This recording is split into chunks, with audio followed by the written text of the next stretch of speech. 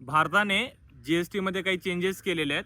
सुरुवातीला भारतामध्ये जी-एस-टीचे 4 स्लॅब होते. आता 2च स्लॅब आहेत जी-एस-टीचे आणि जी-एस-टीचा जो रेट होता तो रेटसुद्धा कमी झालेला आहे. याच्यामुळे साहजिक गोष्ट आहे की आपल्या इकॉनॉमीला त्याचा फायदा होणार आहे. जी-एस-टी कमी झाल्यामुळे पहिल्यापेक्षा वस्तू आता आपल्याला कमी किमतीमध्ये मिळणार आहे.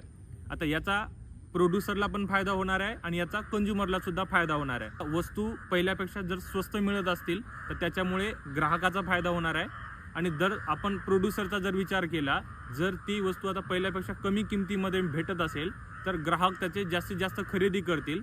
त्याच्यामुळे त्याची जास्तीत जास्त सेल होईल आणि जास्तीत जास्त सेल झाली तर त्याला जास्तीत जास्त प्रॉफिट होईल. ही झाली प्रोड्युसरसाठी गोष्ट. परंतु मजेशीर गोष्ट काय आहे की भारतामध्ये ज्यांनी जी-एस-टी आणला, ज्यांनी जी-एस-टीचे रेट ठरवले, जी-एस-टीचे स्लॅब ठरवले, त्यांनीच आता ते जी-एस-टीचे रेट स्लॅब कमी केलेले आहेत आणि आता ते स्वतःच क्रेडिट घेत आहे आणि स्वतःच सेलिब्रेट करत आहे की आम्ही जी-एस-टीचे रेट, जी-एस-टीचे स्लॅब कमी केले म्हणून. जसं ते असं होऊन गेले की भारतामध्ये उडत उडत एक परी आली, त्यांनी भारतामध्ये जी-एस-टी लावला आणि ती निघून गेली आणि त्याच्यानंतर हे सरकार आलं आणि त्यांनी जी-एस-टीचे रेट आणि स्लॅब कमी केले म्हणून.